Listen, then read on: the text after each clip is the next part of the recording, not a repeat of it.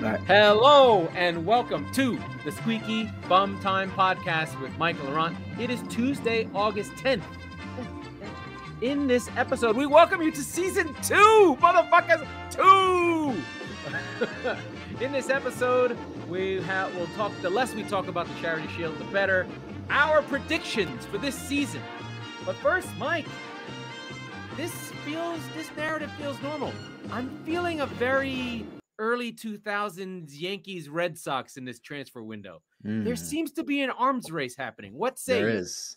Yeah, it's fun to watch Chelsea start to load up and kind of rival Manchester City. They clearly going into the season, they're by far the team with the other war chest. Liverpool's not doing anything. United got Sancho, but even that's a big move, right? That was a huge money move. They got Varane. So there's and honestly, even Spurs are starting to make moves too. So it's interesting to see. It's not so much a 1-2 punch, but the Premier League royalty, if you will, is starting to show their weight and their might. And we always knew that would happen to some extent. We didn't maybe think it would be this extreme coming out of the pandemic, but that's exactly what's happening because of the pandemic, right? A lot of the lower teams and everybody's rating Inter for their financial troubles, right? So we'll talk all about that. But yeah, it's been really intriguing to see a lot of these teams loading back up with the season just 4 days away now. So it'll really. One thing I didn't know that I've started itching to tell you was just like, I didn't think about this, but I listened to my proverbial podcast, the Totally Football Show, my other shows. Financial fair play has been suspended. So that might be why Messi is available for PSG. Yeah, they're not. It's on holiday. It's just like, he's a free agent. I guess but it's still wages. It's ratio of debt to your income. So that's one thing. Financial fair play waived. If there's a time to buy and worry about it later, now's the time. Yeah. You've got Lukaku's gone through. He is a Chelsea player. That happened after he said, "I love it here. I never want to go." So let's go back and explore that a little bit more because, like you were just saying, Lautaro Martinez is the next name that is supposedly leaving Inter.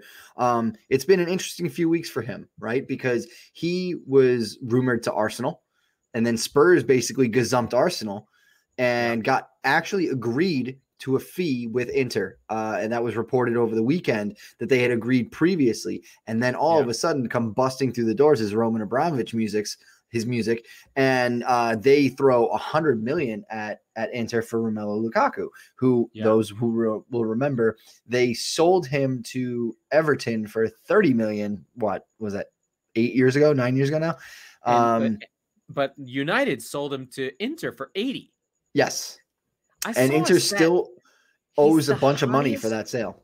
He's the highest costing player ever in total. How is he more than Ronaldo? Because Ronaldo's are not as high in those two deals, 80 and 120. No way. It's not even close. Yeah. He's over 250. That's insane. Yeah. That's just weird because he's not the player you'd think would be the guy, but it's always going to be the most recent player. The other load up things we're seeing Arsenal getting spooked now. They're in for Silva, Bernardo. They're in for your boy Madison. They're looking for that 10, that creative player to go with their strike force that, while not world-class, is good. Like, I got no beef with Lacazette, Aubameyang, and Nketiah. That's doable. It's not, I mean, they're not terrible. They could do worse. Lacazette's not good, but I still would think, there's a player like Gabriel Martinelli's going to have a chance to they have something. Martinelli, right. They have other guys, right? And Emile Smith-Rowe in the 10. I want to talk about him in a later segment, but I think Arsenal has got a lot of players on their books, and they're kind of confused about what to do with them and where to move them. And Lacazette and Aubameyang are two of them. I'm not sure if they're leading the line. I like Nketiah.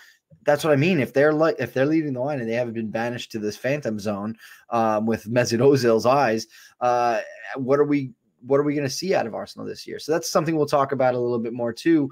But is James Maddison the right fit? I know his teammate Jamie Vardy had the opportunity to go to Arsenal 3-4 years ago after they won the title. He said no. So is Maddison maybe going to talk to him? Maybe have some second thoughts there. I'm not sure what the right move is for them. And Madison had a really poor end to last season. He didn't have any goal contributions in the last 8 games. He had a strong start. He had some injuries and all that stuff. I remember being taken with a few of his press conferences. Like, he was genuinely articulate and he was standing in there and answering all the questions. But I'm not sure how he'll fit in that side. Not knocking his talent at all, but we'll see how that goes. And then we've got one more transfer that I want to talk about. Who is it, Laurent? What's the other transfer? Josh Sargent. Josh Sargent, the ginger assassin. Yes, he is in the Premier League now. There's an American among us. Yeah. So Josh Sargent, a hard-running physical presence up front. He's got that Gabriel Jesus, Danny Welbeck version of striker who doesn't score any goals and runs everywhere. It is hard to score goals on bad teams, and Werder Bremen in the Bundesliga did get relegated. So he's coming from a relegated side. It's not the best, but you never know. And I think the thing to think about with the teams that are being promoted, in specifically Brentford, actually all 3, between Brentford, Norwich, and Watford. Yeah. You have 3 clubs that have a process. They know what they're doing. They may not get to the echelons of the league, but they're not going to fuck up. They know what they're doing. They have a plan. They have a way to play. Watford, very much a team that is in the Italian model where they do lots and lots of transfers, fire coaches all the time, have a network of players that they move in and out between the clubs. You have Norwich, which is a fiscally responsible team that's very much a scouting and development system with Weber. I've talked about him before. Continuity with Farke. And then you have Brentford, which is owned by a gambler who is very super duper analytic based. Like, they know all the numbers. They're crunching everything.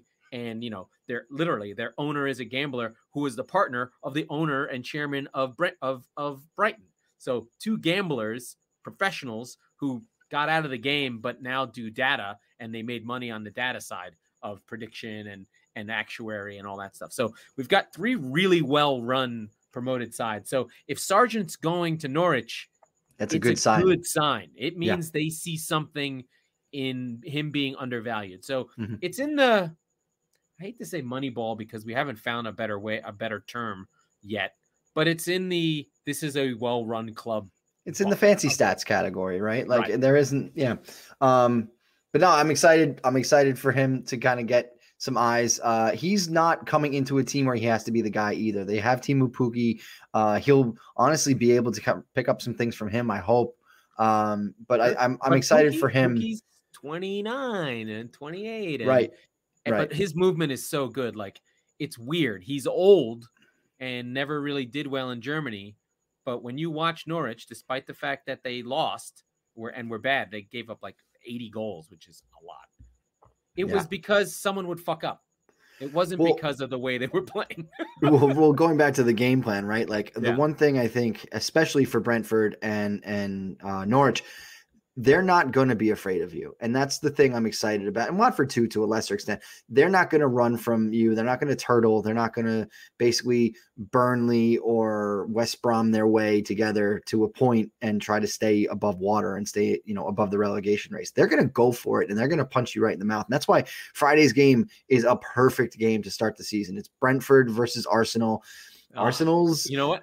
Arsenal's going to lose. they've got their preseason wobble. Spurs just beat them and beat their first team the other day in a preseason friendly that wasn't so friendly. But and Brentford's, like I said, they're unafraid of you. They're going to come right at you, and that's what you want, right? As a neutral, when you're watching the Premier League, you have, whether you have your team or not. If you're watching games aside from your favorite club, you want to see good football, and these teams are going to at least play the game the way it's meant to be played. The game and that's going to be incredible is like, circle your calendar. I don't know when it is, but Brentford Norwich is going to be be right, because they went at it in the championship because Brentford had a much better team than the one that came up. The Maupay team, which I know it sounds weird because he was terrible in Brighton. Right. I have a surprise about Brighton for this season. shockingly, as we go through it. But I just have one little shout out that I hope everyone is following along on, and it's that I've been for the last 10 days been doing little capsules of of the Premier League. Covered every team from 10 down. I got Liverpool in third here. But, join the Facebook page. It's got really good stuff there. It really helps. We talk about lots of fun shit. But I've had a top 10. Good conversations around it. Liverpool being third. I think the Spurs one was probably the most commented on because I put them in 8th because I'm assuming collapse. But now I don't know why I did it. It just felt like they were in 7th last season and they're going to lose Harry Kane. I don't think they're going to. We'll talk about them in the top 4 segment. But we will. We'll talk about them in a bit. But it's been interesting. It's been so much fun being a part of that Facebook group. And shout out to our guys who run Chop Sports, Dave Sergio, Chris Gucci. They were like, listen, do this. It may seem like it's small time and like you're not going to have that many folks and whatever. We kind of siphoned off some people from their larger one that has like 2,500 people in it. And it's just fun. It's people I've never really met in person before. And we're just talking about football. So in addition to a handful of your friends, a handful of my friends, it's a bunch of people who don't really know. I have one, my friend Angela. She's a Napoli supporter and an artist here in San Diego. She gave me like random feedback. Like, the podcasts are so good. I'm enjoying them. It's amazing. Oh, Angela, we love you. I was like, Angela. Yeah. So she's an amazing artist. What she does, and I admire her. She just never stops painting pictures of the ocean. And you're just like, okay, ocean again. That's awesome. Okay. I'm in. I dig it. San Diego, man. People take pictures of the ocean. Yeah, man. We've got one over here in Florida too. But no, that's awesome. Thank you, Angela, for the feedback. That's very sweet of you. Awesome. We'll keep being idiots and we'll keep laughing about it. And hopefully, you and everybody else who's listening is having a good time here. But and to our friends who are asking about the Bundesliga, listen, there's only so many hours in a day. Focus on the Premier League and its ancillary sort of connections around the world. If a German player comes over, we'll talk about it. We'll talk about Bayern when they touch in a Champions League, but we just can't, sustain it. Chari will slap our wrists. He's the resident. You should be seeing what's going on in the Bundesliga. I'm like, he is. Germans. I talk enough about the Germans. This is almost World War II reference. I'm not giving them their league too. Okay. England just needs the Premier League to be big. They have nothing. Okay. Nothing. And they speak English, which is nice. And I don't know what Ironman Beerfield is and Bundesliga 2. I'm out. And the weird, they have these weird ultras that wear like biker vests and wear badges on them. It's very weird. They look like they're Girl Scouts. They're kind of ultra biker Girl Scouts. That's their look. It freaks me out. But I do like St. Pauli because they fire a pirate flag. That's there you go. No, and it's just like you said. There's only so much time in the day, and it's kind of a 2-man league or 2-team league, right? Like, I don't know. I mean, it is, but there's always stories about everything. The way, like, it's super competitive for the top 4, like really hardcore. Yeah, no, yes, because 2 through 5 the team that makes it takes its money and pockets it for the year and then doesn't do anything. And then sells their best players to Bayern Munich and acts surprised when they win. If Holland fucking goes to Bayern, I'm canceling their league. I'm right. out. Like, just don't do that. Can you just not do that? So anything but that. And I'm curious because Chelsea were in on him early in the transfer window. And the pain in the ass is, like we said, the season starts on Friday. We really didn't have a lot of transfer activity until after the Euros. It was already a condensed schedule, kind of a shit show of an off season. But early in the summer, the word was Erling Haaland going to be moving to the Premier League, potentially City, Chelsea, PSG, Real Madrid. We're all looking at him. But now Lukaku's going to Chelsea. Is Kane going to City or not? That would take them technically out of the Haaland race. And we said this on the show, wouldn't you rather have Haaland than Kane 100 times over? I don't understand how any of this is working. Right. Maybe, you know what? This is one of those things.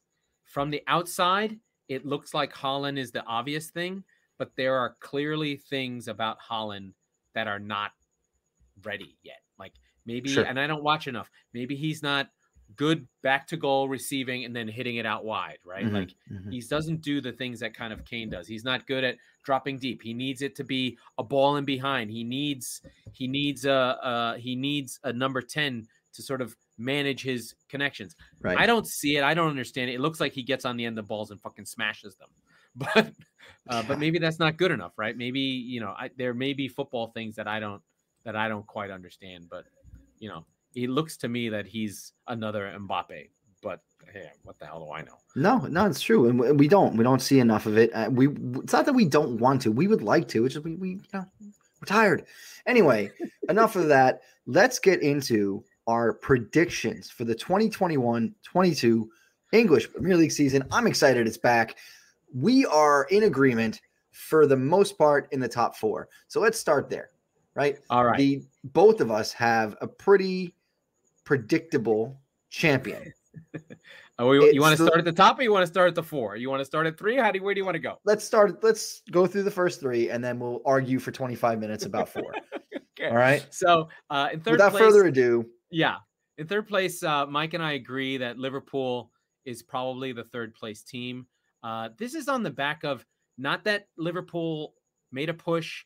They were really good until Van Dijk got hurt. I just feel they're not reloading. They're acting very Red Sox-y post 2017 World Series, where they're just kind of like, yeah, we're good. We won the league. You know what I mean? Like, you know, FSG is the owner of this team. There's a little bit of American owner syndrome, see Arsenal, that maybe they you know, yeah, we're good. We did what we were supposed to do. We're redoing the stadium. We won the league. We won the Champions League. That's it. The other issue I find with their club right now is they're not going to bring in young guys. They're not going to bring in prospects. They want to bring in a player who's going to affect the best 11, right? They're going to have somebody who's going to compete for a spot with Sadio Mane and Mo Salah and Firmino, fine, but like Jota's there. They already lost Robinson. He did his ankle. I know. Well, it's going to be weeks. It's going to fucking deal. Hold on. It's going to be weeks, not months. Let's hold on there. But still a big deal. I know. But so I remember one of the excuses that Daniel Levy used a few years ago when Spurs were getting ready to kick on. It was the idea that we need to bring the type of player in who's going to create competition and potentially take starts away from an Eriksen or a Kane or a Toby and Jan or whoever. And I honestly, I don't think Liverpool see that player out there for a reasonable amount of money. And so now they're sitting here, they're basically saying, like you said, we're okay. We like a lot. We like what we have a lot. We don't see a reason to make a huge splash. With the same 3. No, I know. And Bad. In the same way that I think that they will finish third, I could see the wheels falling off a bit too. 1 or 2 more injuries. But I think there's a clear group of contenders. Like finishing third is not to say you won't have a shot. Like I don't think City are going to separate this year. I think it's going to be a lot closer than it was. And City were not great this year. And speaking of the real challenger, you know, I think Chelsea with Lukaku is a runner-up. Not that they can't win, not that they can't get there, but the stat that really scared me in my podcasts today was Chelsea from March on were the number 1 team in the league in expected goal difference. Yeah, Thomas Tuchel came in and really changed everything. But mostly on the defense. So it wasn't because they were scoring lots of goals. In fact, I looked this up because I had an argument on the Facebook page. Timo Werner was the worst striker in all 5 leagues. Oh, yeah. He went from a +5 goal differential to score. So what that means is he would have expected to score last season 25 goals. Not last season, the season before. He would have expected to score 23 goals, and he scored 28. So that's +6. That's what good strikers usually have, a plus there. Sure. They usually score more than they give because they're good strikers. Yep. And he goes from that to a -6. So in the league only, he scored 6 on what should have been 11 goals. And he was by far all his metrics. Like what's nice about the FB ref that I reference a lot, and you're seeing it everywhere now, like someone figured out that thing exists, and it just like it's this treasure trove of like how Baseball Reference kind of took over baseball for a while. You're like, what? I can know things? Okay. It's really connecting what you see, and then you look at the numbers, you're like, oh, shot conversion was bad. Shots on target rate was really bad. Mm-hmm. Oh, and then he stopped shooting, which is even worse because then he stops. But I mean, yes, he had good stats in that they kept playing him, and he had a lot of assists all through the season. Right. He was, they were counting stats. He was 10 and 10, right? Yeah. But everything shows that he was bad, and that's why Lukaku's there, right? Well, do you see him? This can't happen again. Do you see him playing the sort of Giroud role off the bench now that Lukaku's there, or do you see him playing out wide on the left? Do you think they're going to rotate? The thing I feel like is between Havertz, Ziyech, Pulisic. I think Werner's a class ahead. No, Mount's playing every game. Between those three, they're all the same, right? Oh, Skinny, I see what you're saying. Lightweight, yeah, really talented, do certain things better than others. I think Pulisic's really good in tight spaces. Havertz is more of like a drifter who's just like, how the fuck did he get there? He doesn't move, but he gets to where he needs to be. And then Ziyech is a deep crosser of the ball, he does like the Trent Alexander-Arnold thing, but from the wing. So he's like really a hybrid of like Alexander-Arnold and Mahrez a little bit, right? Well, basically he's Alexander-Arnold, but Alexander-Arnold just happens to play left back, right back, even though he shouldn't because he can't defend. Yeah. Right? It'll be like, but maybe Tuchel will do that. Maybe he'll be like, we're going to do a 3 and you're going to be the wing back. Mm-hmm. He could, but yeah, Chelsea are really a threat. I think they're really good. They usually come back pretty good. They are defending European champions as I throw up in my mouth. Yeah. And then of course we both agree that City should be champions. There's no reason to think they won't be. No. Aside from, injuries to De Bruyne, his ankle's still not right. No, not even. There's like 15 guys. They're 10 guys deep everywhere. The rich got richer, and they have 7 world-class players. We talked about this in the last episode, right? So, and Sterling is a fringe on that group, right? So they're there's just such competition. It's not that any of them are bad. You could end up a fringe player. Even though you're no, that's what I'm saying. That's what I'm saying. And we all know, you is better than anybody, how finicky Pep Guardiola can be. So whoever he starts on Saturday is not going to necessarily be the starter on Halloween, let's say. Or no. I mean, look at Cancelo. All season gets to the end of the season and he's gone. He disappears. Yeah, into the Phantom Zone. I hated him for that red card. I really did. I'm not over it yet. Don't draft any of those dudes. Because you don't know if they're going to play any game of the week. The only known starter who played every game was Diaz. Well, all right, look, the hard part from the fantasy point of view, the hard part about this is that, yes, they are going to rotate like crazy and they can't be relied on to start. But when they do, their returns are massive. So they end up on average still with a close to high point total because they're just so dominant. But like you said, they're going to rotate like crazy, especially with all the competitions they're in. Injuries, it can happen, right? Liverpool and right. They lost their entire defense. Yeah. So our argument is going to be in 4th place. I'm excited. I'm saying that United's going to make the 4th place because they reloaded. They actually finished in 2nd last season, but one of us here called that, by the way. Yeah, I think the problem I have with them is the people there, the chasing pack is better, and they got lucky, right? They live on penalties. They live on magic from players. They have the worst coach of the top 6, right? Well, Arteta, Nuno at least won something. Well, I don't consider Arteta in the top 6. Oh, well, fair enough. I mean, big clubs, right? So yeah, I think Ole is a fan, nice guy, whatever. He's not, and then he's not Ferguson, right? Like, I think one of the things that deluded Manchester United fans are like, oh, he needs time. He's like Ferguson. Ready? Aberdeen, where fucking Ferguson started. The guy won the UEFA Cup with Aberdeen. He won the fucking league in Scotland 3 times before he came to United. The guy was a fucking winner. Ole's done nothing. He's shit. He's a like clown. we've said it before. He's the Aaron Boone of the Premier League, right? But I don't look at Ole Gunnar Solskjaer as the biggest problem in Manchester United. He is the biggest problem. Oh, I don't think so. I think they he have the is best talent of the group of the four. They have the best team potentially. No, they don't, and here's why. Who's playing this at the 6 for them? Scott McTominay, Fred. Come on. Come on. Well, so the way they should play, because a good manager would fucking do this, is you say you have Pogba and Fernandes playing together. Right now, because Ole's a moron, he can't figure out how to make them play together and not lose. Right. And that's the other thing. Pogba he's not creative enough to look into his squad and say, you know what? Maybe Eric Bailly is my Fernandinho. I don't know. Someone could do that. Sure. He can run. He's strong. He's black. The thing so as you said, McFred at the 6, but my issue is that they are behind Paul Pogba now, who is going to pout when he makes mistakes. He's not going to play with the passion he plays for France with, which we saw at the Euros. But who did he have behind him? N'Golo Kante, right? Legend.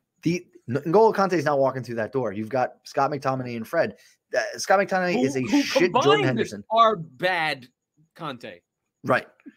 Right, exactly. So, what I would say McTominay is a shit Jordan Henderson, right? So I'm not even I'm really troubled by them there. Varane, I'm not sold on yet. It will depend completely on how much he speaks broken English next to slabhead Harry Maguire. They do have a good defense.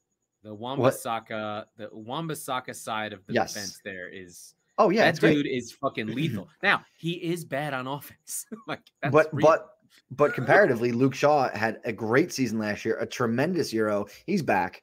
He's back to being the starlet that they thought they bought however many years ago from Mourinho. The problem is there's no there. Like Ole gets them up to play big games, and they hit teams on the break, and they win these games, and they feel good when they beat City, and they feel good when they have a good result against Chelsea or they win, and he's like, oh, that's the Man United I know.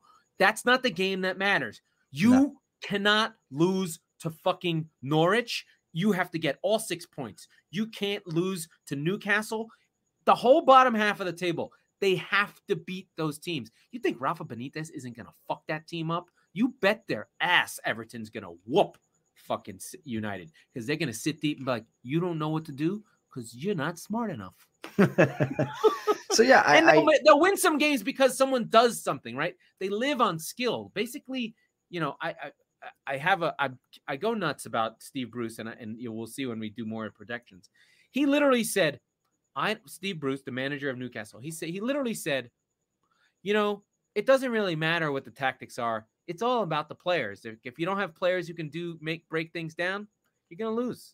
Yeah. I'm like, no, Steve, can't think that way. Right? Steve, come on. Now, in the case of Newcastle, he's got Saint-Maximin and fucking Callum Chambers because that's how he chooses to play. But Rafa didn't have those guys, and he finished in the same place, and you never felt good going to Newcastle. And he played some dour games. So anyway, that was my nuts thing. That's United, 4th place. I really killed them, but I still think they got too much talent. You helped me make my case, right? Because I lost my mind. Here's my 4th place team. Surprise, it's Tottenham Hotspur. Now, this is important to note. I am projecting. I am not basing this prediction on the current team that is in North London. I am projecting a team that includes another center back purchase. I trust Paratici to make one of those. Magical realism on your team? No, look, they're still hunting for another center back, a right back, Tomiyasu, the Japanese kid from the Olympics.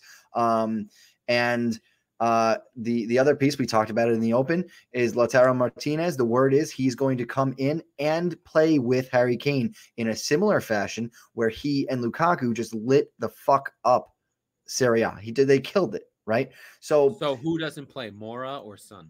Mora, absolutely. You could do a couple things. You can do a 4-3-3. You could do a 3-5-2, which Nuno is very, very keen on. Obviously from his time with Wolves.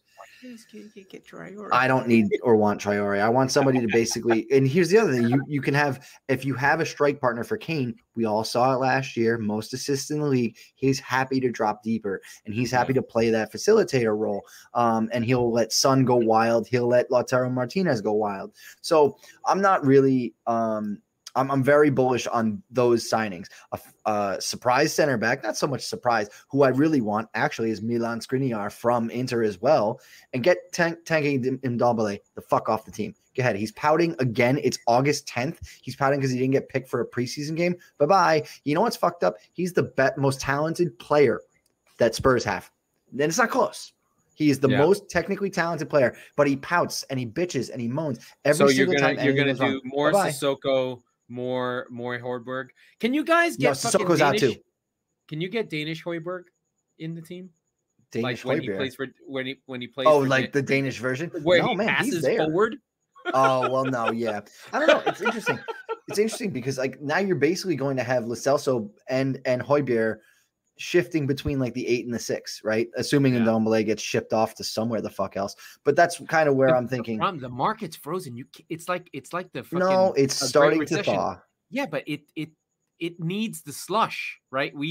Teams can't buy unless they sell. Like there's no wiggle room for anything. No, it's starting to thaw out. Like the I don't want to say the other giants in Europe, but like the mid majors, if like an AC Milan is coming in for Sissoko now, and you're seeing other teams looking at other players. No Mourinho from Roma trying to grab dudes. He doesn't like anyone from Spurs this time. I'm surprised. He didn't have any mascots that he liked. He wanted. I forget who else. No. And we were like, get the fuck away from him. It's funny. I just sort of thinking about the fourth place of my fourth place, and I just really killed United. The thing that I like about United is they did address the big thing. We didn't even talk about Sancho. He's just another option, but really they have so much talent. They just have the best sort of players. They remind me that and Grealish too. Both Manchester clubs. And Fernandes, who is essentially, if you weren't going to pick Kane, it should be Fernandes who Player of the Year. To be fair, I didn't pick Kane. No, I know, but Player of the Year last season, Fernandes had a good shout. I mean, he had 9 penalties though. Yeah, but he's 15 and 15 for 3 years in a row. Yeah, no, I know. And he led you want to know what he led the league in? Penalties. Furthest distance for goals. For like shots, like far out. His goals were the furthest away from goal. So that's goals okay. from outside the box. Yeah, no, he was in that second echelon of contenders, I believe. But he did disappear because again, Ole fucking doesn't know how to manage. If they got a real manager, I'd be afraid. Really afraid. Sure, I get that. Well, so look, and what I was saying was that Grealish and Sancho both feel like I sat here on one of our first episodes last year and we were previewing Chelsea. And I was saying, look, they have a lot of attacking talent. They brought in Havertz, they brought in Werner, and it's the same thing. They're bringing in Lukaku now. But like, I didn't think that they addressed their problems sufficiently going into last season. Turns out the problem was Frank Lampard, but they basically, the rich got richer for them. They weren't really attacking issues that they had. Granted, Conte came back with an incredibly strong year, and I've never said anything about his ability, but it was about his health. For Chelsea, right? They didn't seem to have attacking issues, but then they did because the attacker that they bought, who was superfluous, simply couldn't score goals. And so Lukaku needs to be careful. Chelsea does have a curse. There have been a lot of strikers. Go through them because it makes me happy to hear this list.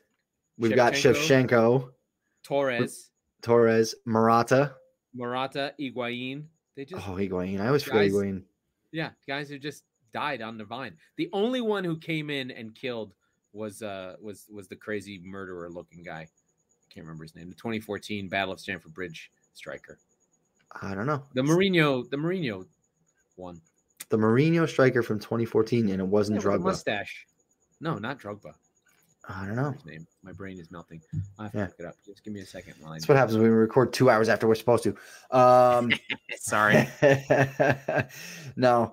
But yeah, I'm interested to see how Lukaku does. I mean, look, he had some good seasons at And I'd say without looking, he had one good season at Everton and one season at United where he should have won the Golden Boot, but Kane scored, this is not a joke, I think 4 goals on the final day of the season against Leicester and took it from him. Diego Costa. Oh God, how did we forget Costa? Fucking legend. Well, you said mustache, it threw me off. He had a mustache. He had the scruff. But yeah. He had the Mein Führer mustache.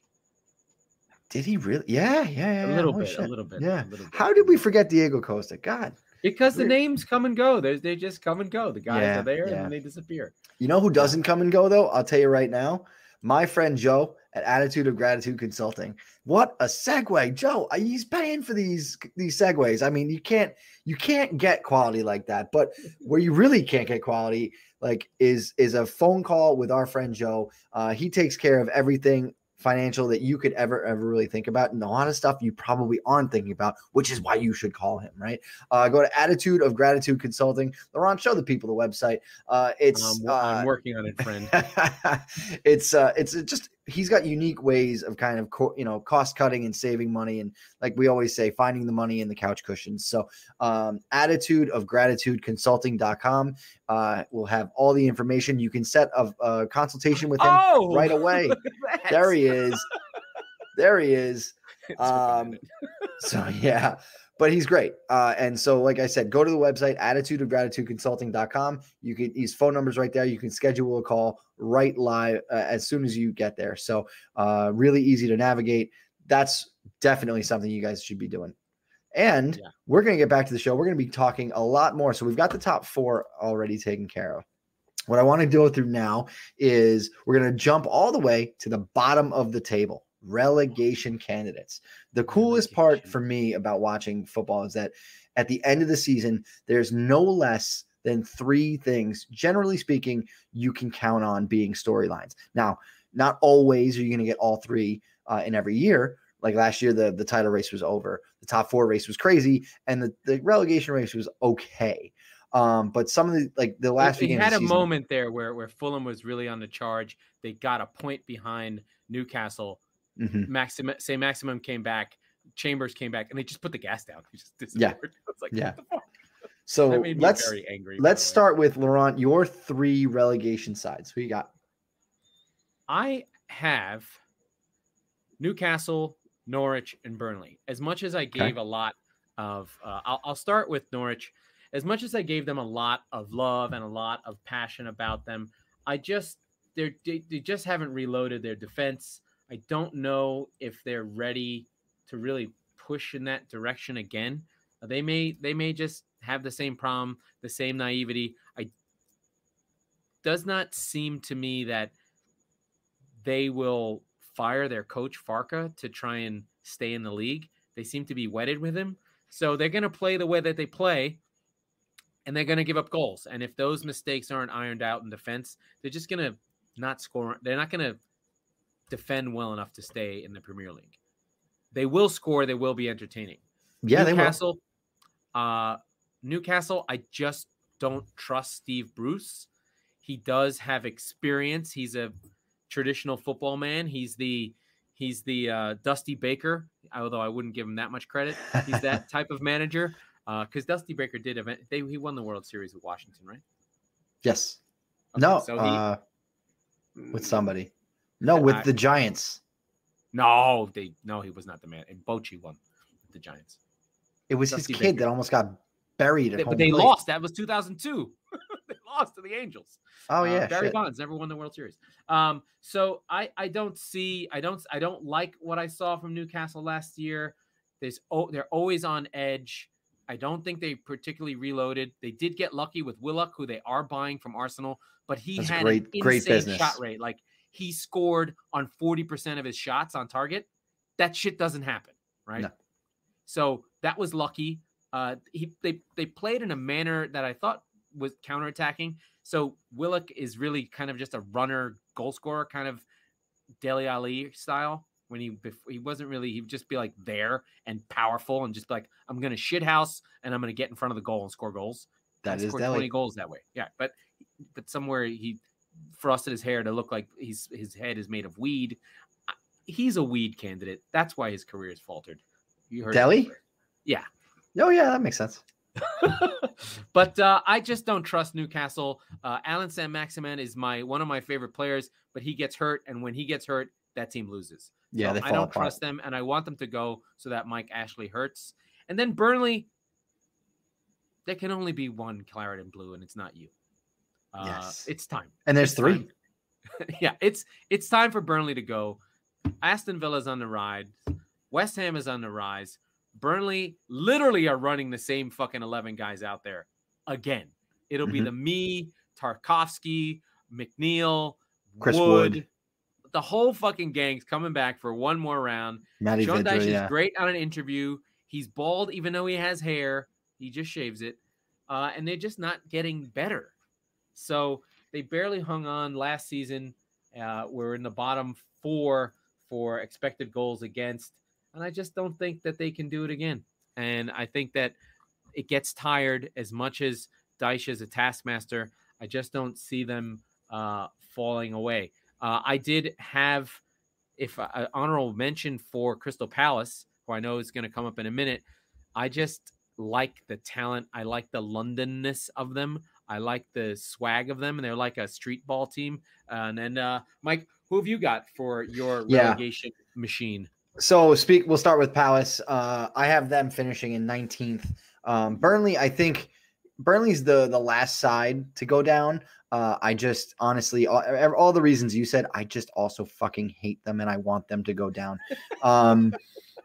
Palace really worries me. They're a team that I always love and watch, enjoy watching and root for. But God, they had a lot of bodies leave, and there's so many institutional knowledge. Yeah. Yeah. I'm really concerned about how I'm quite certain that they're going to get off to a really bad start, and that's to say, I mean, I love Eberechi Eze. I believe I'm saying it right. I think he did his Achilles, and he's hurt. So I don't see any reason for optimism at Crystal Palace this season. Very, very worried about them. There's a lot of open-ended things, right? Like somehow Benteke came back to life, which was amazing. Yeah. They still have Zaha. He's a lifer now. Like you said, Eze, but they have another guy called Oluwesi. I don't know what Patrick Vieira's style is. That's right. They got a lot of attacking players who are flair street players. So if they go down swinging, that could be fun. I do think that they will. And then of course there's the Selhurst Park factor, right? It's going to be full. They were never good at home. Which, by the way, I believe Selhurst Park they bear a number of similarities, but this is one of them, is where Ted Lasso is filmed. So the Greyhounds of Richmond. The Greyhounds play in Richmond. They play in Sellers Park. They play in Sellers Park. There's that, and then I'm to round out the three. I just don't. I see Watford coming up and going right back down. Of the 3 relegation candidates, I like them the least. You're done with the show, huh? They're going to fire 3 managers this year, and they're going to act surprised when they go down. So I think that they are going to be a team that is out of the race by Valentine's Day. I'm really not worried about them at all. I think the league is really – I think the thing that's so amazing about the Premier League right now and last season is it's really deep. Like it's very deep. Every team can really make an argument to say that they deserve to be in the league and that they can convince themselves – Except for Burnley. But even Burnley can say in Dyche we trust, he will find a way – to 4-4-2 his way ass through this league. We're going to punch. We're going to kick. We're going to fucking kick headers up there. You guys can we'll do 30% possession and we'll win with 100 passes and we'll fucking get a free kick on the corner. We're going to win this. This is what we're doing. Right. And they're content to be in the league. They just want to be invited to the party. They're the nerd who fucking shows up because he's the weird friend who has the car. They just are the guys. Exactly. The car, right? I think They're the weird guy with the car. But I think that they're probably the only team, as I look through this list, that doesn't play attractive, fun football. And that's the main thing for me, is that in years past, we've had 5 teams. We've had Mourinho at the top of the table pulling this shit. Every team, if you go up and down, this is going to be one of the and I hope this is true. I'm looking at this season in a very excited way. This might be, you could turn on pretty much any game on a Saturday or Sunday and be entertained by it. Not sitting there watching grass grow in a 0-0, shit fest. I mean, we to be fair, Chelsea and Arsenal play possession defensive football. Okay. But Chelsea are going to because Chelsea's going to score a lot of goals. Arsenal, you're probably right. But even still, right? Like, but you have the Arsenal factor, which makes them so watchable. They capitulate when you almost want them to take a lead early and go, oh boy, here we go. So I'm not really all that concerned about that. But so those are my 3. I've got Burnley in 18th, Crystal Palace in 19th, and then Watford coming in dead last by a comfortable margin. So, Mike, we've got a couple more pieces to talk about. Let's talk about our Golden Boot prediction. For the uninitiated, the Golden Boot is the leading goal scorer in the league. It is the Rocket Richard Trophy of England. Right. And it's cool because it matters and goals change games. And it doesn't usually go to the best team in general. It's usually a kind of a weird sort of award that has been passed around the last couple of years between Mo Salah and your boy Harry Kane. And we think that Harry Kane's season will be disrupted enough between the two of us that he will not win it this season, even though he won it last season. That's fair, but I think one thing that I didn't look at Kane because of all the rumors around him. At this moment in time on August 10th, I think he's going to stay. I think he's going to have a rough start to the season. There are reports that he always does. But the other thing working in his favor is that he does not play Champions League. He's not going to play in the League Cup until the very end, probably. So he's really only in 2 competitions this year. And realistically, the FA Cup isn't until January also. So he's going to be playing, not that he wouldn't have otherwise, but he's going to be fresh every week. He's not going to be playing 2 games a week. And I think that's going to make a big difference. But for the sake of this, I have discounted him. I thought about Sonny. But then I remembered how he sort of fell off towards the tail end of last year. He also had a ridiculous strike rate, like 40% of shots. Yes, he got really hot. And it's not to say that he can't. But I avoided all Tottenham players for this conversation because I was like, look, there are other candidates. And you know what? You're listening to the show for the Premier League. This isn't a Tottenham show. So in the interest of that, Laurent did steal one player I called out in the last episode. So I'll let you take the reins on this one. And go ahead. Who do you have for the Golden Boot? So I have gone with Mr. Oliver Watkins of Aston Villa. Mm-hmm. I liked the way he played last season. I think that Villa have the style to play in a manner where he is the only goal scorer. They play with a sole goal scorer up front. He puts a lot of effort in. And this is really a call out to Leon Bailey, who's a new player, a winger who puts in crosses, and Buendia, who was the supplier to Mr. Timo Pukki, who led the championship in goals last season. So Ollie Watkins is benefiting from a team designed to put him in a position to score goals. As much as Jack Grealish was a number 1 creator last season, he does slow things down, right? He gets it out on a wing. He takes his time. He puts in crosses. And Watkins, sometimes there was a little bit of a fucking move it. Let's go. And I think Buendia is a little bit more of a playmaker, a little bit more of a 10 that can get Watkins on the ball. And this is really a vote for Buendia, who I really like a lot. I get that. I'm a big fan. It's a weird pick. It's out of the blue. There's no reason why it can't be Ollie Watkins. So I agree. Watkins. I had Watkins on my short list. I'm going to go a little chalk on this one, though. If I'm not going Harry Kane, I'm going to go with Mohamed Salah. He had a bad season by his standards last year, and he had 22 goals. He finished in second place, 1 goal behind Harry Kane. And I think that the reason why when I stumbled a bit when I was making my top 4 because I was trying to find a way to fit Spurs in there, but also I thought more about Liverpool.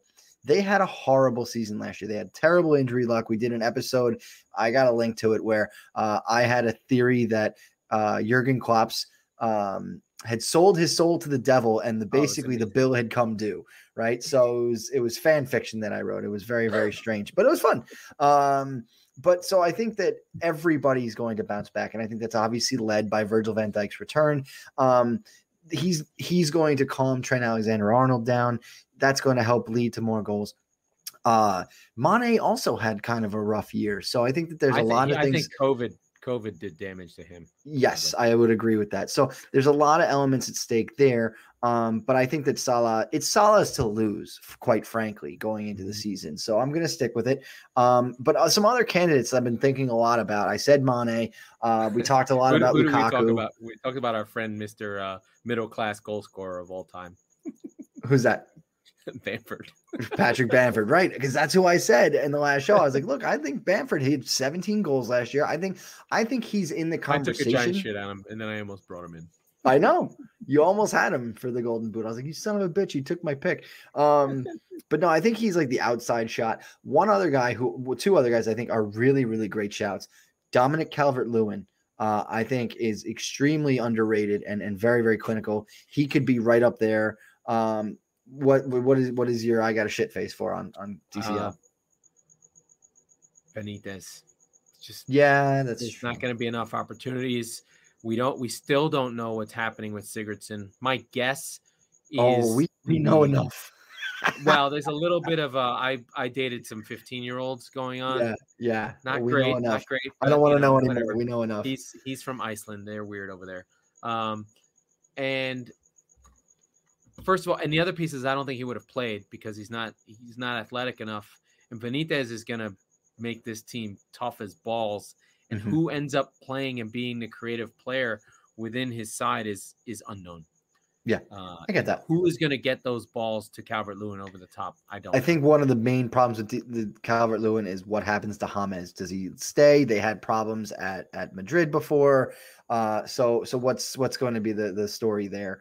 And then one other one, underrated pick, Edinson Cavani. The question for me is, how many games does he play? Look, again, these are deep sleeper picks for the Golden Boot, right? But he's going to be leading that line on opening day. So is he sharing the time with Greenwood? Is he sharing it with Rashford, who's out with shoulder surgery? So there's a lot of potential things that could go there. Where's the APB for Martial? Is he dead? Yeah, I think so. Right. So there's a player that I would grab. You want to talk about a distressed asset? I'm like, my friends who play in blue on the South Coast and talk about birds. Oh God. All right. Here we go. Let's go with our sleeper, not pickers? Sleeper. Yeah. Our full lists. We'll go with the full list in a second, but before that, we have some really good lists, really good players listed. So what we've qualified as like players to watch, right? Like players you may not have heard of before you listen to the show that we want you to keep an eye on. So you already mentioned one of them from Crystal Palace. Yeah. So this group is really guys from the Championship that I believe in that league. It's a tough league. It is a badass league.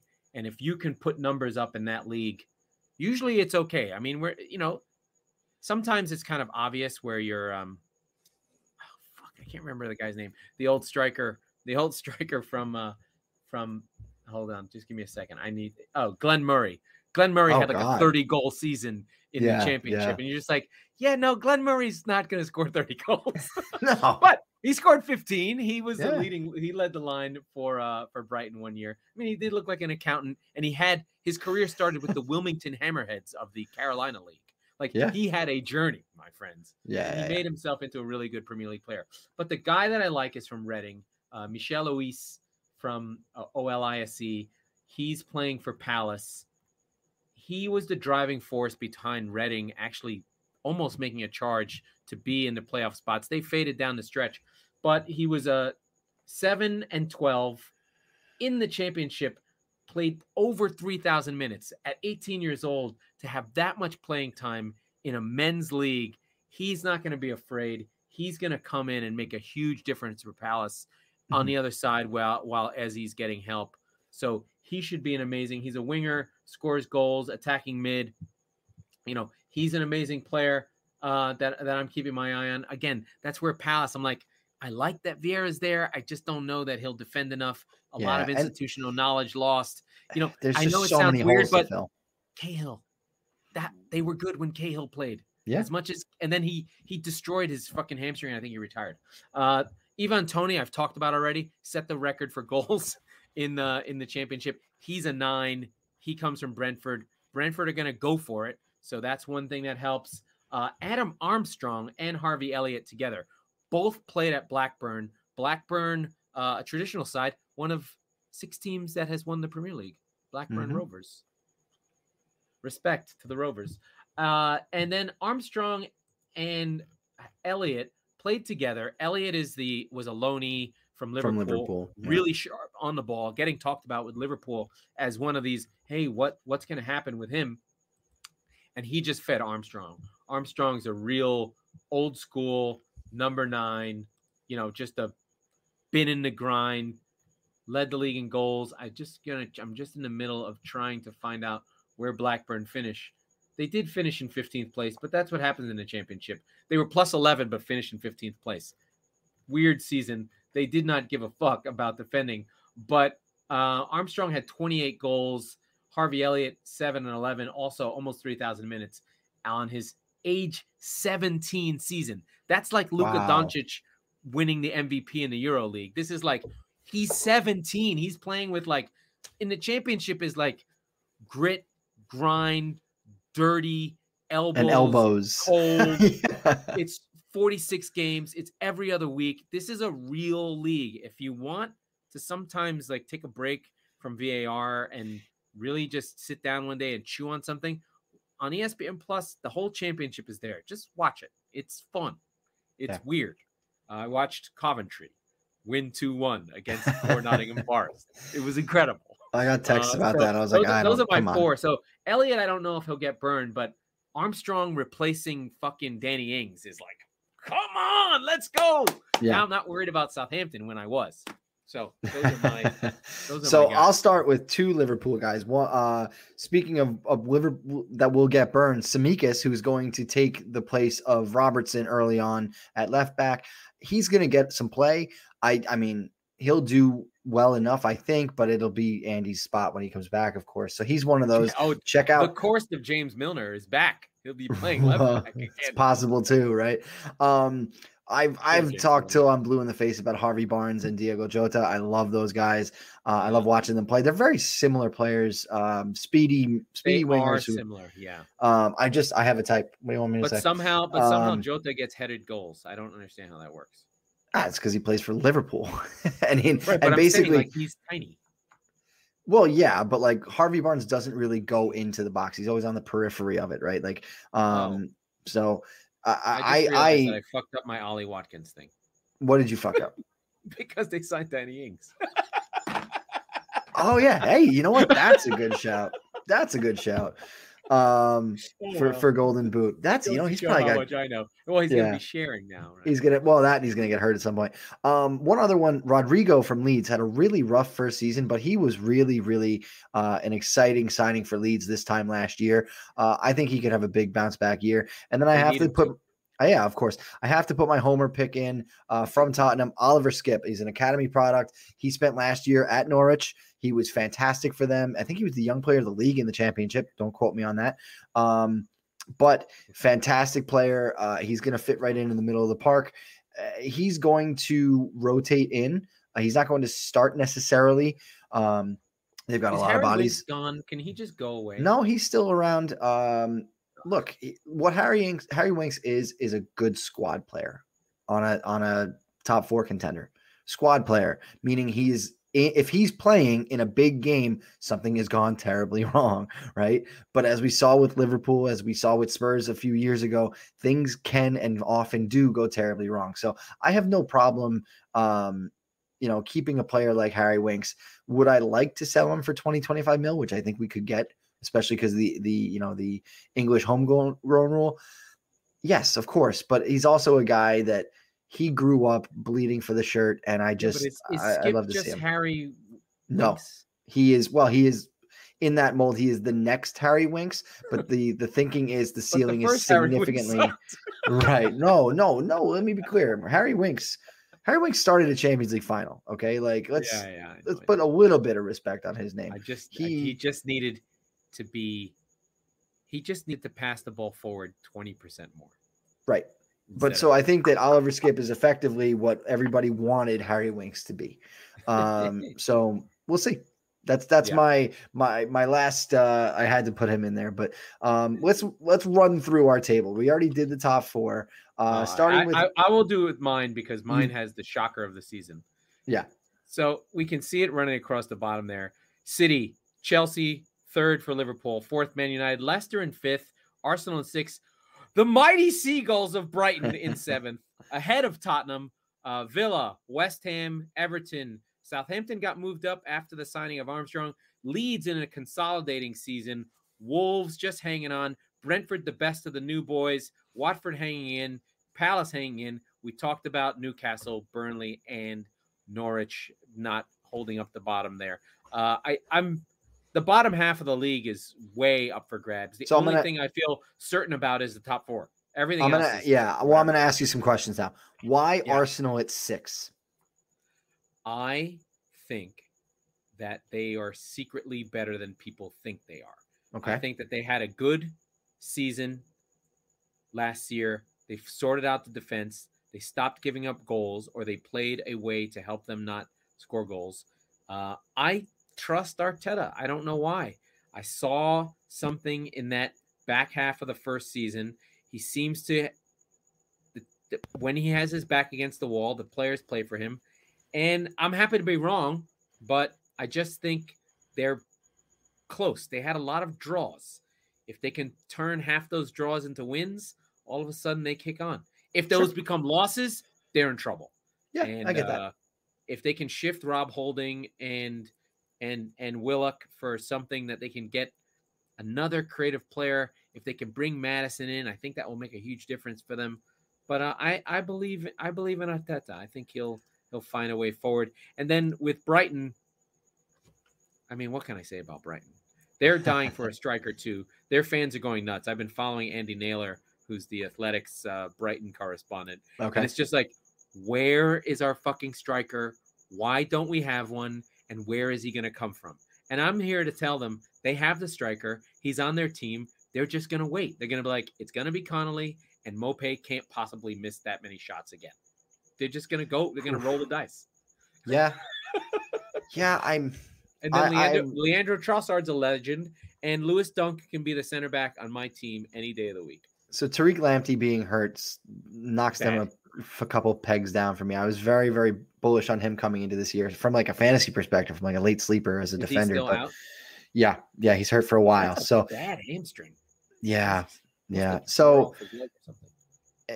I'm not as bullish on them. My list, if you're watching, you can see on the bottom of the screen as well. I'll run through it. We have the same top 3: Man City, Chelsea, Liverpool, the world famous Tottenham Hotspur finishing out the top 4. The way that I see 3 through 6 and almost 7 is very, very tight. So any of these could finish in any order. But so I've got United 5th, Leicester 6th. My villains are my second favorite team this year. I love them. They're coming in 7th, I think, just a tick above Arsenal at 8th. And that's where I think the men and the boys are really separated at 7 and 8. So Arsenal fall off. I think they finished 8th last year as well. So it's roughly where they are right now. I think that there's a certain staleness. And this is why I asked you about 6, because I see the number 6 spot in that grouping, right? So I don't see Arsenal in that group. And that's where I bump them down. It's not that they're bad. It's that everybody from 3 to 7 is good. And I just don't see them. I don't know. There's a lot of parity. I hear you on Arsenal. I just have this sort of belief that they're as good as anybody else. Sure. And I believe in Arteta, and I don't think that they're that bad. Now, do they need a signing to sort of signings? I think there's a weird thing with signings. You need them to energize the guys on the team. They want people. It's weird. They want more competition for their own places. I always thought that was kind of strange. However, what I think they need more than a signing is a bit of an exodus, right? We talked about Lacazette. We talked about Aubameyang. They had a lot of guys go. They got need rid of more. Kolasinac and Ozil, and they probably needed Xhaka to go, and now he's there, which is bad. Well, that's who Mourinho went after. He wanted Xhaka, and they weren't looking for a lot. They were looking for 20 million from him. And Mourinho's shithousery nonsense, he came in with 12. And you know what? Don't even call us back. We're just going to sign him now. Well, the other reason for me having Arsenal here was expected goal difference. They were 6th. Sure. Yeah, no, I get that. I get that. Behind Brighton. You fucking come on, you seagulls, you sons of bitches. So I'll go through the rest of mine. Leeds, I'm a big believer in Leeds this year. Again, I'm hoping that Rodrigo bounces back. I have them in the 9th spot. Everton rounds out the top half. My first promoted side, Brentford, comes in at 11. I think they're going to surprise a lot of teams, including Arsenal on Friday. West Ham, put some money on. I want to see the betting slip. I will. West Ham, a lot of things have to go right again for them, and I just don't see it. And like I said, when we were talking the other day, I think they're going to get dinged for being in Europe. So they dumped down to 12th.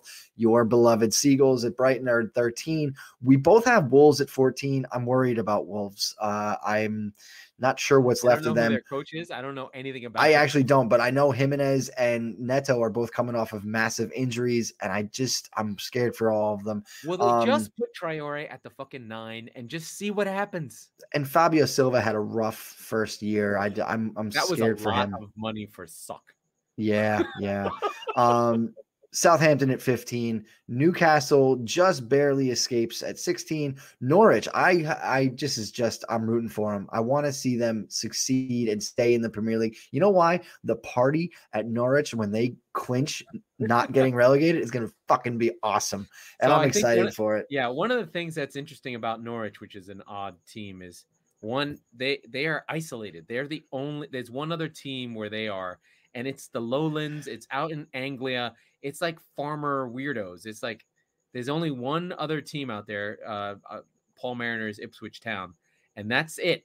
So they have the home field advantage. They have an advantage of nobody wants to go there because there's literally one road in, and it's a long road.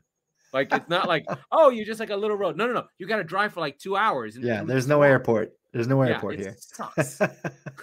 And then obviously we talked green, about, which makes them amazing. Yeah, there's not enough green in the Premier League. But so in rounding out, recapping my relegation candidates, Burnley in 18th, Crystal Palace in 19th, Watford a distant 20th. We're probably going to be totally wrong on all of these. We're going to keep it. We're going to go back. We're going to go back at Christmas. Get a top half finish from Brighton. I will dance on this show in a fucking Seagulls shirt that I have to buy. I thought you were going to say something else, and I was like, nobody wants to see that. But no, we're excited about it. We are gonna hold ourselves accountable. We're gonna go back around Christmas. We're gonna go back at the end of the year. We're gonna call it out and see who was right, who was wrong, who was hilariously moronic with their predictions. So if you've made it to this part of the show, we love you very, very much, especially Angela. She's awesome. But Mike, for staying up till 1 a.m. Oh, don't be silly. I'm excited. I can't sleep. I'm like a kid on Christmas Eve right now. I'm very excited, even though it's not Christmas Eve. It's like a week before Christmas. I think I have a game to go to on Thursday. San Diego Loyal, who have been playing like Arsenal, like shitty. Yeah, well, that's tough. That's tough. Landon Donovan-esque crap. You gotta understand, my level of excitement is post Mourinho. Like ding dong, the witch is dead. Okay, it feels new, and the thing is we haven't talked enough about Nuno Espirito Santo. I'm falling in love with him. It's not so much that he's good or bad; it's that he's lovable, and I just wanted that. I had Pochettino, I had Mourinho, and now I have Nuno, And I'm like, I'm okay with this. This is better. So we are excited. We are officially in season 2 of the Squeaky Bum Time podcast. Me and Laurent have been doing this for a whole fucking year, almost a full year, technically calendar-wise, but 90 episodes. And we're going to bring a hell of a lot more than 90 more. So we've got the Chop Sports guys support. We are super excited about it. And we're going to stop talking now so we can finally get some sleep. Laurent, let's get out of here. That was the Squeaky Bum Time Podcast with Mike Salerno and Laurent Cortines. We are the football wing of the Chop Sports Network. We record on Tuesdays and Fridays, so be sure to subscribe where you get your podcast, or Twitch, or YouTube, or Facebook, anywhere you can watch us, and so you don't miss an episode. And if you're listening on Apple, please rate, review the show so we can get more people to listen. And I am sleepy, and Mike is very sleepy. Tottenham for top 4. Let's go.